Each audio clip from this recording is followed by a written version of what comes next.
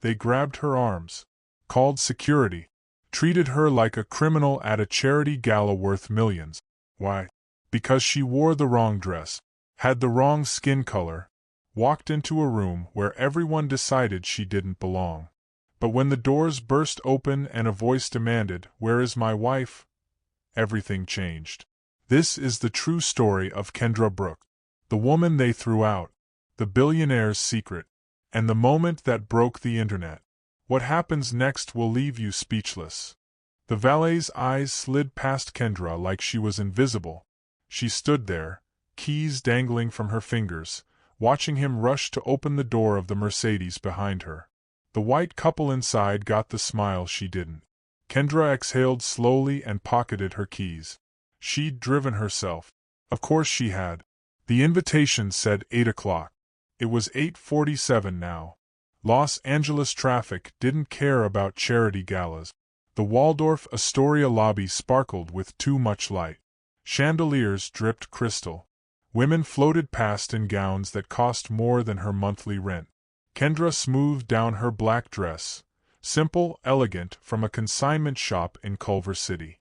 She'd paired it with her grandmother's pearl earrings, the only real things she owned. "Excuse me." A hand touched her elbow. Kendra turned.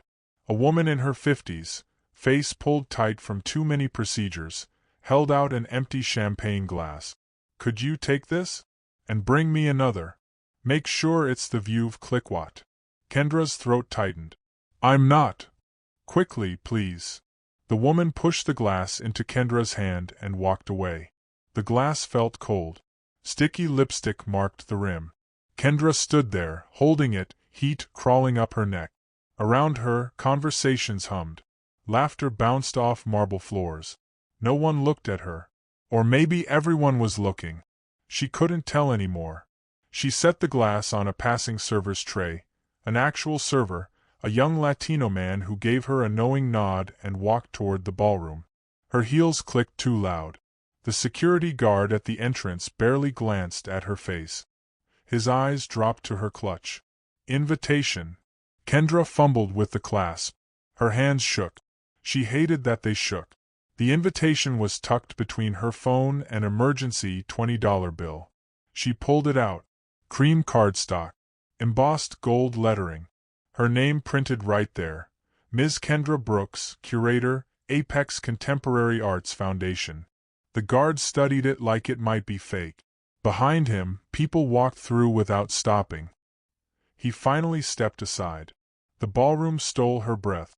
Not because it was beautiful, though it was, with its floor-to-ceiling windows overlooking the city lights, but because of the people. She recognized faces from magazine covers. Tech CEOs, Hollywood producers, the kind of people who shaped the world before breakfast. And she was supposed to be here. She belonged here. The foundation had sent her to represent their grant recipient. She'd spent 3 years building their emerging artists program from nothing. "Oh my God, finally!" A blonde woman in a red dress grabbed Kendra's wrist. "We've been waiting forever. The crab cakes are getting cold." "I'm sorry, I think you've confused me with Table 12. And tell the kitchen we need more of those little lamb things." The woman was already turning away, dismissing her. "I'm a guest." Kendra's voice came out too quiet. The woman paused, looked back.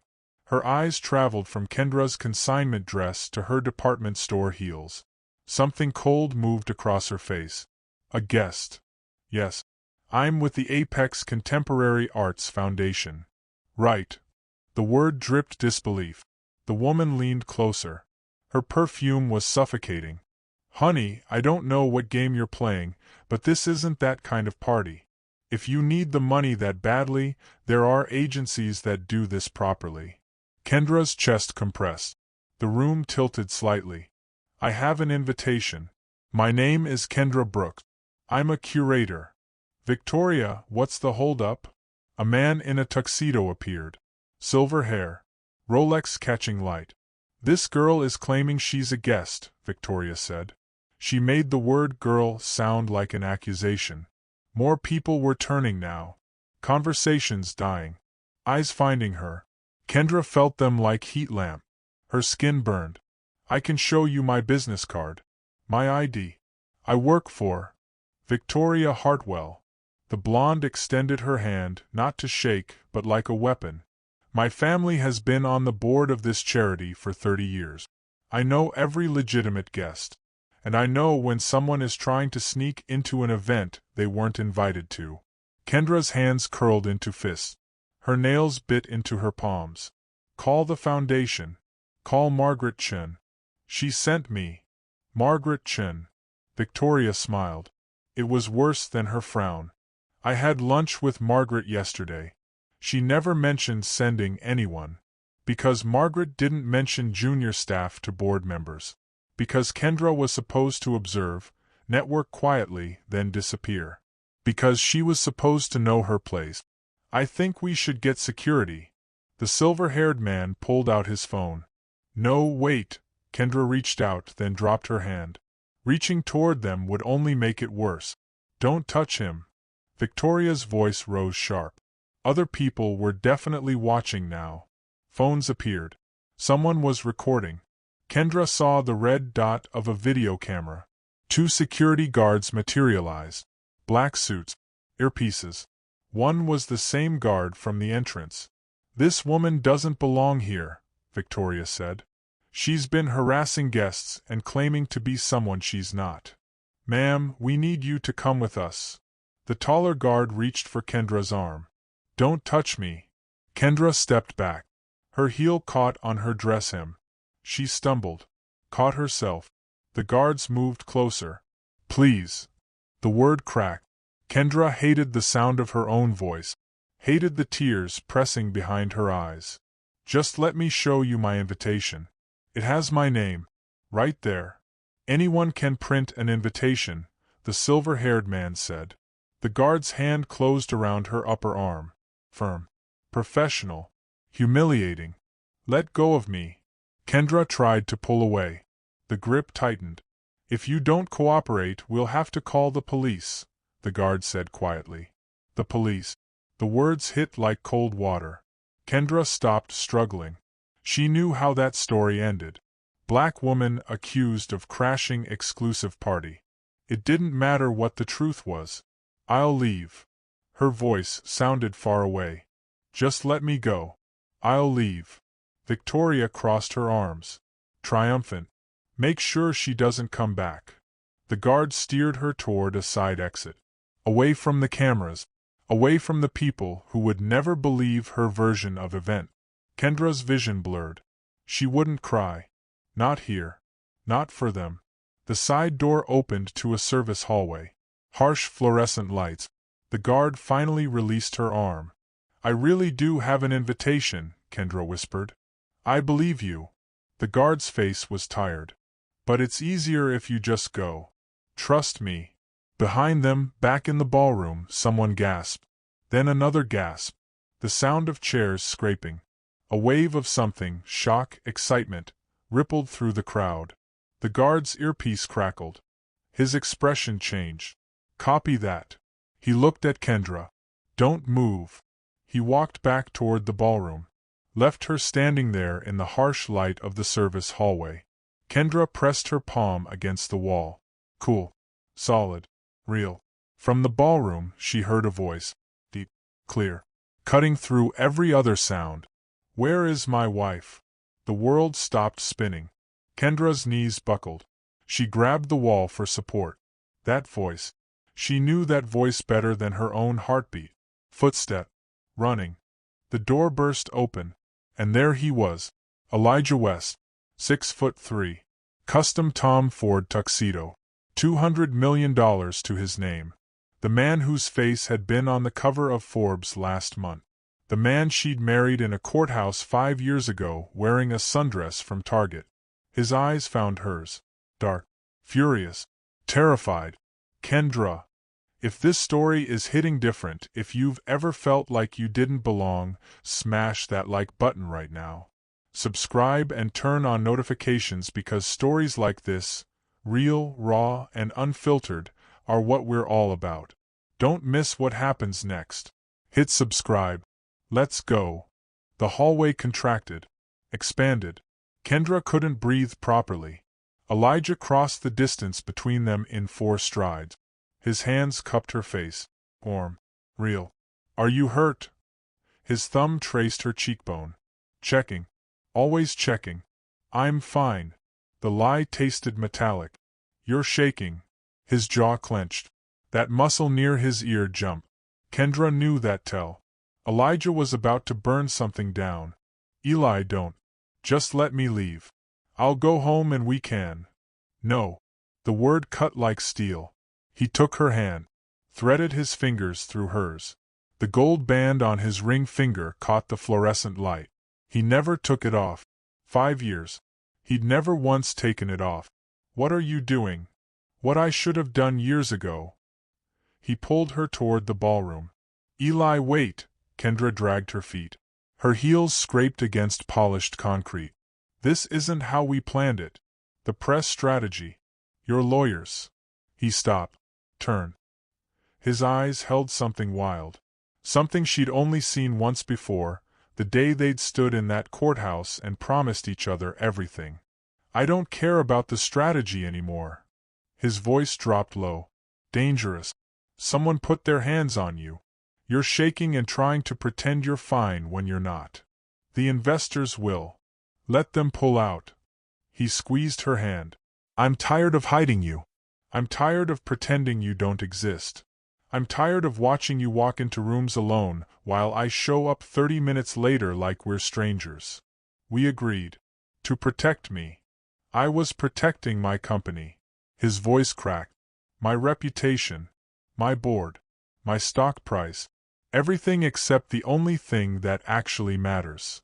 A tear slid down Kendra's cheek. Just one. Elijah caught it with his thumb. Let me do this, he whispered. Please. She nodded. Because she was tired too. Tired of lying. Tired of empty beds and separate cars and pretending her heart didn't live in someone else's chest. They walked back into the ballroom together. Hand in hand. The doors opened. Every head turned. The conversations that had restarted died instantly. Victoria stood near the center table. Her face had gone white. The silver-haired man beside her looked like he'd swallowed glass. Elijah didn't stop walking until they reached the small stage at the front of the room. The podium with the microphone. The cameras that were supposed to broadcast his keynote speech to 7 different news outlets. He stepped up to the microphone, pulled Kendra up beside him. His arm wrapped around her waist. Solid. Unmovable. Good evening. His voice carried across the silent room. Most of you know me. Elijah West, CEO of Quantum Solutions. I was supposed to talk tonight about our education initiative. $500 million in funding for STEM programs.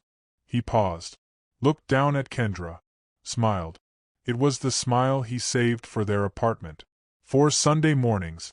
For moments when they forgot the rest of the world existed. But I'm going to talk about something else instead. He turned back to the crowd. 5 years ago I met an intern at my company. 22 years old. Fresh out of UCLA. She was brilliant. Funny. She called me out in a meeting for using the wrong Picasso reference. Scattered nervous laughter rippled through the room. Her name is Kendra Brooks. Elijah's hand tightened on her waist. And 6 months after she joined my company, I asked her to marry me. The room erupted. Gasps. Shouts. Camera flashes. Victoria's champagne glass slipped from her hand. It shattered against the marble floor. We got married in a Los Angeles courthouse on a Tuesday afternoon, Elijah continued. His voice never wavered. She wore a $20 dress. I wore khakis because we came straight from work. The only witnesses were a security guard and a woman waiting to file divorce papers. Kendra's throat burned. She remembered that security guard, Miguel. He'd bought them coffee from the vending machine afterward. We didn't tell anyone, Elijah said. Not my board. Not my investors. Not my family. Because my lawyers told me it would hurt the company. Because I was 27 and building something. Because a black CEO with a black wife, who used to be his intern, looked like a lawsuit waiting to happen. His voice hardened. Because I was a coward. Eli, Kendra touched his arm. It's true. He looked at her. I made you hide. I made you take back your maiden name. I made you quit and start over somewhere else so no one would connect us. He turned back to the crowd, found Victoria, stared at her until she looked away. Tonight, my wife was accused of crashing this party. She was treated like a criminal. She was grabbed by security and escorted out. Why? Because she's a young black woman in a room full of people who decided she didn't belong. The silence was suffocating. But here's the truth, Elijah said. Kendra Brooks West belongs in every room she walks into. She rebuilt the Apex Contemporary Arts Foundation from the ground up. She's helped launch 43 artists' careers. She's raised $6 million in grants. She did all of that while being married to me and never once using my name or my money or my connections. He pulled Kendra closer. She could feel his heartbeat through his jacket, racing. So I'm done hiding. His voice broke. I'm done protecting everything except her. And if that means my stock drops or my board votes me out or my investors walk, then so be it. Because none of it means anything if I have to keep pretending the most important person in my world doesn't exist. A phone rang. Then another. The room exploded into chaos. Reporters shouting questions. Cameras flashing. People talking over each other. Margaret Chen pushed through the crowd. Kendra's boss. Her face was unreadable. Margaret, I can explain, Kendra started. Margaret held up her hand. Then she smiled. You should have told me you were married to Elijah West. I would have asked for a bigger donation. Tension broke. Real laughter this time. But Victoria wasn't laughing. She stood frozen, her face the color of raw meat. Mrs. West. A reporter appeared. Young. Eager. Phone recording. CNN. Can we get an interview? We're live right now. Elijah looked at Kendra. Asking. Always asking. She nodded. The reporter's eyes gleamed. Mr. West, you just revealed a 5-year secret marriage. Why now? Because tonight showed me what my silence costs, Elijah said. Every time I hide my wife, I'm telling the world she's something to be ashamed of. Mrs. West, how does it feel to finally have your marriage public? Kendra looked at the camera, at the millions watching. It feels like I can breathe, Kendra said. For 5 years, I've lived 2 lives. In one, I'm Elijah's wife. We have a home. We cook dinner together. We argue about laundry. We're normal. Her voice strengthened. In the other life, I'm nobody. I'm the girl people assume is the help. The one who gets stopped by security. The one who has to prove she belongs everywhere she goes. Do you blame your husband?